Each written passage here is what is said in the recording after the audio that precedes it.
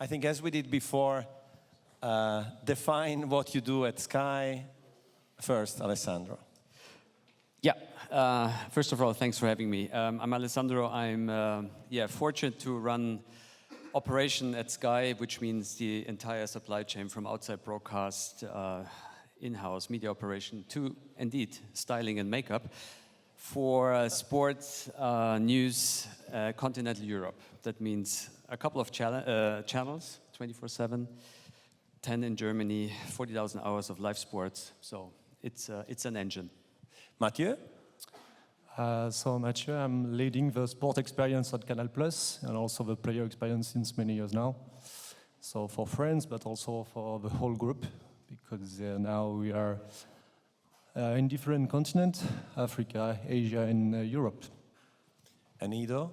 Hi everyone, Ido from WSC's Business Development team. I'm leading WSC's activities in the Nordic DACH and UKI markets. Not a broadcaster. For now. A viewer. You never know. You never know. No. So, first question for Alessandro and Matthieu. What does it mean for, can I say traditional broadcaster without offending anyone? To go direct to consumer. And I know you've done it with different names in different places. I'm a subscriber somewhere, so. First of all, it sounds always that traditional broadcasts are the dinosaurs and everything is, let's say, dying. There's a thin clash coming along. It's not true, by the way. So we are the backbone of the business in many, many regions, and it is like it is.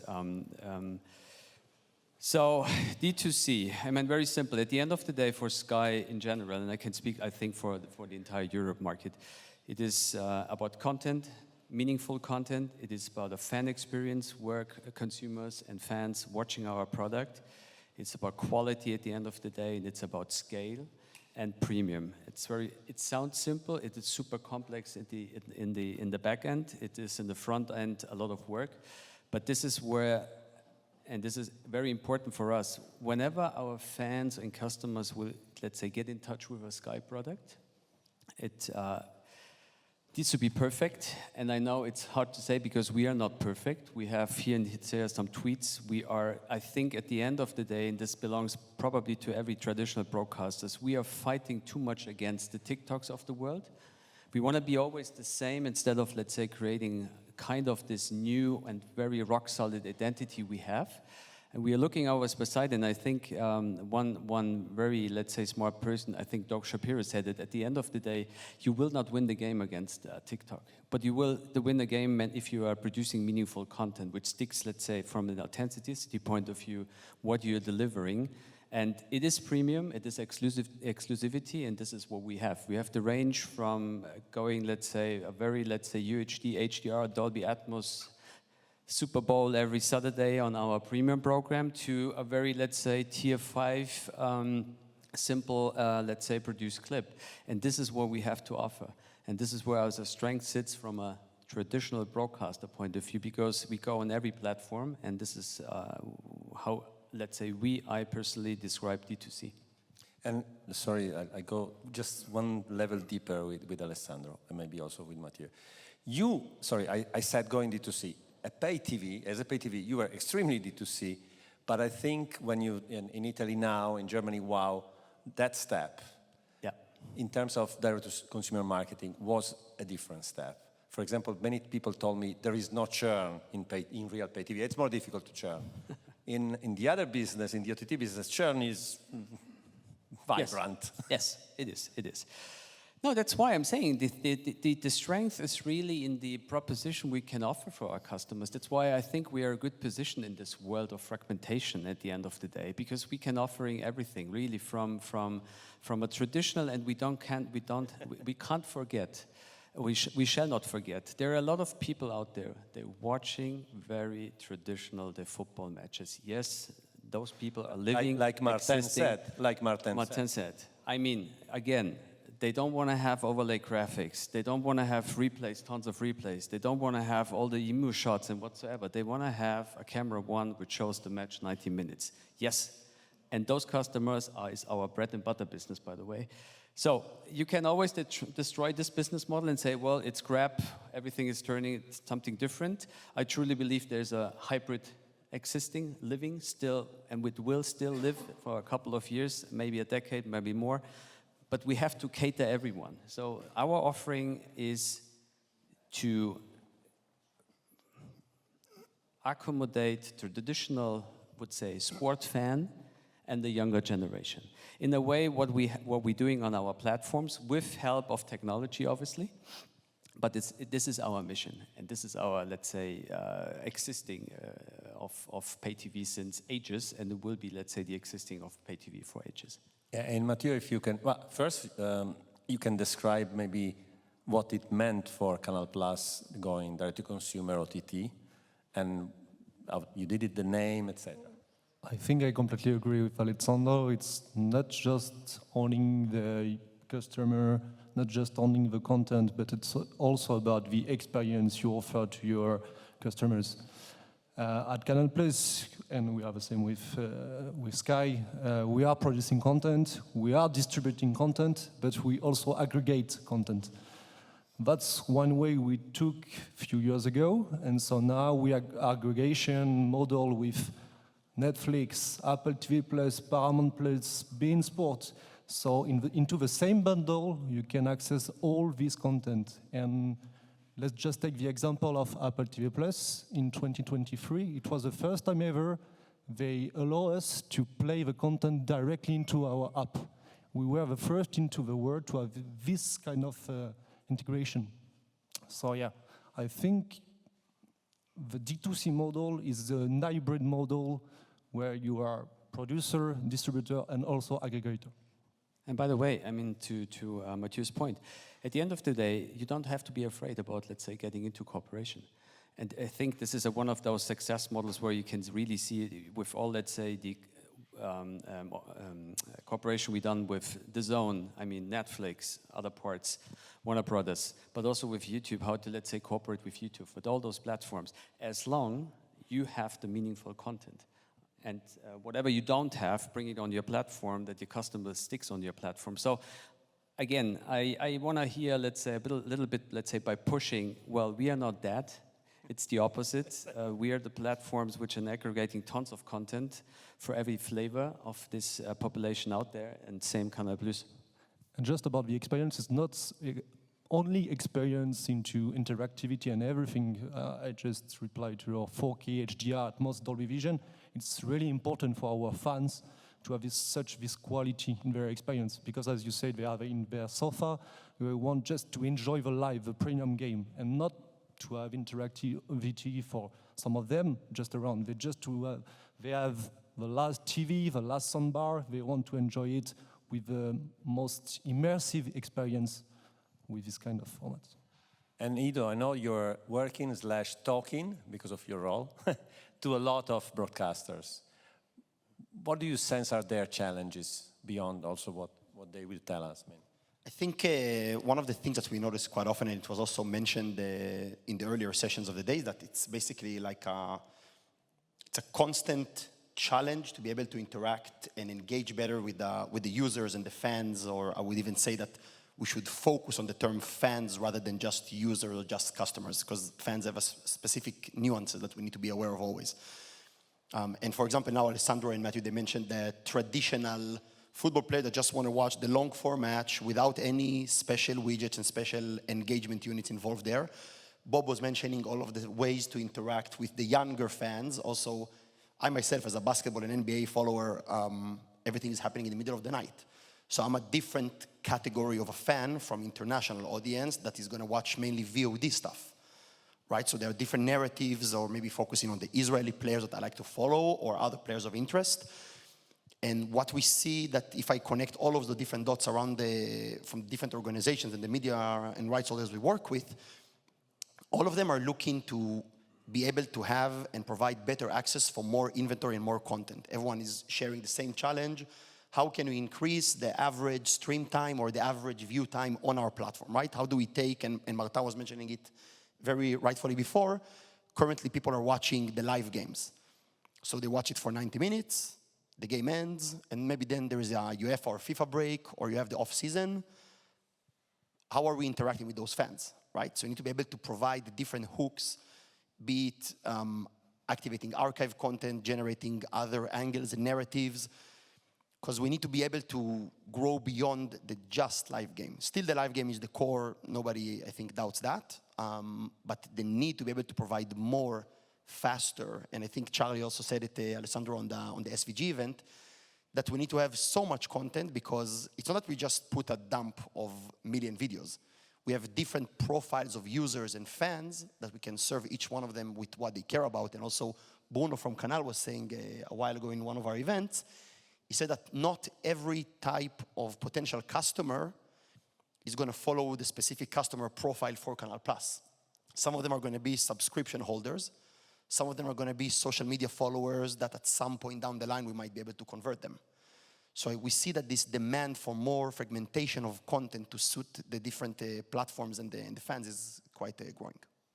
Yeah, and I was thinking, as I don't like when people agree too much in my panels, I want to change a bit the order of what we were thinking to do, and I want to start with the innovation, because they just said, oh, with this customer that are, fans that are just watching.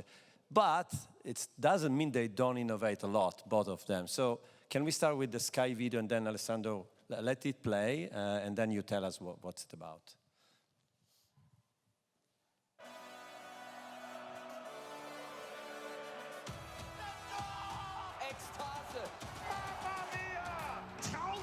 Das ist spannender, als jeder Krimi es sein kann. Wir haben verdammt viel Neues. Übernimm die Kontrolle mit Matchalarm und verpasse keine Schlüsselszenen am Samstagnachmittag. Mit Multiview kannst du alle Bundesliga-Parallelspiele am Samstag in einer Ansicht zeitgleich live verfolgen und jederzeit zum Einzelspiel deiner Wahl umschalten. Interaktiv Fußball schauen, hier verpasst man definitiv nichts. Wir haben noch eine andere Animation aus Sicht vom Torwart. Sieht ein bisschen aus, wie als würden wir in einem Computerspiel. Aber da ist Baumgartner mit seinem 4. Saisontor. Neue Grafik, da sind die Augen von Olise. Ja, das ist pro Win. Sky Sport Fantasy, großes Thema. Fantasy, du hast schon gesagt, betrifft alle Hobbymanager. Jetzt vielleicht Gröll. Schließ ab! Nein! Ne Kiste! 90 Punkte, alle Gröllbesitzer freuen sich. Das war's noch nicht. So, yeah. Very cool. The clip was longer, but yes, as you can, I mean, at the end of the day, what I said before, it is beyond the traditional football or sports fan. Obviously, cater the entire demographics you can have from fantasy. Obviously, there is a tactical feed. There is the possibility by saying you are in control how you watch your Saturday afternoon or your Sunday afternoon, whatever you want to do with match alarm. That means at the end of the day you get on playing, and then you can watch the image clip of the goal happening in the other match. You have the multi-view where you, let's say, delay back and say, this is one of my favorites, let's say, having, let's say, 5 matches in parallel, and you watch it. Because, I mean, we get pushed. We had a product in place in Germany. It was a very specific one, 25 years. It was, let's say, the so-called conference, and it was, let's say, similar to the NFL Red Zone, where some guy guided and commentary-wise through all the matches. It was very super popular, and we lost the right, by the way, linear-wise to the zone. And then the question came up, obviously, in the thinking, reprocessing, and this is exactly what I meant with, let's say, using technology as a layer, and then to create something which is absolutely cooler than we had before. Then we created multi-view match alarm, and the responses and the sentiment in the market is very simple. It is the next tool for every kind of demographics you have. You be super easy laid back in your sofa, or you want to be the action. So this is happening, and limb tracking. So it is one thing where, because Bundesliga is a very innovative league. I've worked a lot with them, so I wanted to ask, what about Bundesliga role in this? Yeah, no, Bundesliga is pushing, and this is a great league to work with. And the thing is very simple, and this is truly what I believe. The more you can create a football match looks like as a video game, I think this is one of the things which, let's say, pay off in the future. I'm 100% sure, because it's very simple. All the kids, they growing up with consoles, with all the games coming along. And what we are offering here is a glimpse of, hey, this could be also on EA Sports, on your console. This is exactly how they are building up graphics and how they telling the stories. And I think this is not for the traditional fan, but this is our job to look into that and create a product with the federations by saying, you're not, you only the technology, but what can we create? What kind of product can we create? To be honest, this is totally unscripted. My son Miles, 10 years old, is playing EA FC, whatever the name now, I forgot, on the PlayStation, and he asked me, why can I not watch the game here? Exactly. Honestly, it's his question without me prompting. Yeah. No, that's the way. So sorry. Matthieu, can we show now competition? At the end, you have to vote which. No, sorry. Go. Canal Plus brings you into the competition even deeper in the experience. Become a master of time and space. On sent qu'on va entrer tout doucement dans une nouvelle dimension. No need to choose. Multi-Live allows you to watch 4 sporting events live simultaneously. Dive into expert mode and never miss a thing again. On est dans le cockpit de Max Verstappen, dans son casque exactement. With multicam, ride along with the best drivers. Le spectacle est monté d'un cran. Relive each powerful moment, each emotional second. Become unbeatable on any field with composition. C'est une composition très offensive. Pas de changement dans ce 4-3-3 habituel. Statistics, ranking, and your favorite clubs and teams' results. C'est un match pour les costauds, c'est un match dur. You can put on your coach's headset and mark down athletes' performance in the timeline. Ah, mais quelles sont belles ces images. Immersive, passionate, everywhere, all the time. With Canal Plus, sports take on a new dimension. So Matthieu, quickly, what's your product? You're a product person, so let's talk product. Come on. I think we are the same as Alessandro. So for people who want just to watch the match, you will leave it watch the match, as we said. And for others, we can bring engagement with this kind of feature. So Multi-Live was a great example. So you can select and personalize your experience choosing from 2 to 4 channels. It was working perfectly during the Olympics, just to say. It was not broadcasting on Canal+, but during the Olympics, Canal+ subscribers were able to select from 2 to 4 channels on Eurosport, because it was in France, Eurosport rights, and just to view at the same time the 4 sports. And it's the same when we have UEFA nights. So we have one channel mixing all the games. It's multiplex, but you can also select your own matches and choose what do you want to follow. And with expert mode, it's also another kind of feature we talked. You try to engage. You can rate the match. These rates will be displayed at the end of the game during the after-game show. And we can also ask questions to user just to know their feeling, and it could be part of a debate. We did it last year, so we asked one question during one game. It was during a match, football match, and it was part of a debate. During 50 minutes, commentator, presenter, and sports players on scene spoke about this question. So you engage, and people can see they are acting also during the after-game show. It's very important to engage and to offer this kind of feature for a certain part of our subscribers. Yeah, and quickly, I understand that working with a lot of different sports, you cannot go as deep as you can do with one, or so. Exactly. That's obviously more difficult. That's why we're creating a global feature you can use everywhere. Multi-cam, I will take this example with golf. I don't know if we have some guys from the PGA Tour here, but we talk about this in Tel Aviv. The players is offering 48 cameras to follow all the players during the players. So you can follow the player you want. In France, we had more than 60% of person engaged just to see not the linear traditional feed, but to see Matthieu Pavon playing, which is the French player. And it's really important to offer this kind of feature for a certain part of the population. And Ido, apart from what they already described, what are the other kind of new innovative feature that you see broadcaster you talk to trying to use to differentiate themselves in the end, in the offering? I think one of the things that we hear more often is what we spoke, for example, about watching the live match, right? So how can we actually make it more engaging and per Sandro's note, right? To make it like a super interactive. I looked at myself. I went to a basketball game yesterday. I became, in the last 2 years, a hardcore EuroLeague fantasy player. Where's Julian? Yeah, so I mean, I'm in a game, and I'm interacting with my fantasy team, because I like one of the stuff that I see on one of the players. I want to see how good is his score. Or we saw here the different bars where you can watch actually statistics. We saw the fantasy stuff that Sandro showed around the Bundesliga. So I think more of those gamification experiences, be it connection to data, to statistics, following specific players, or these multi-view experiences, which are brilliant. I mean, the providers I'm using personally don't have those experiences, but this looks amazing if you want to watch when you have several games in parallel, like the conference idea.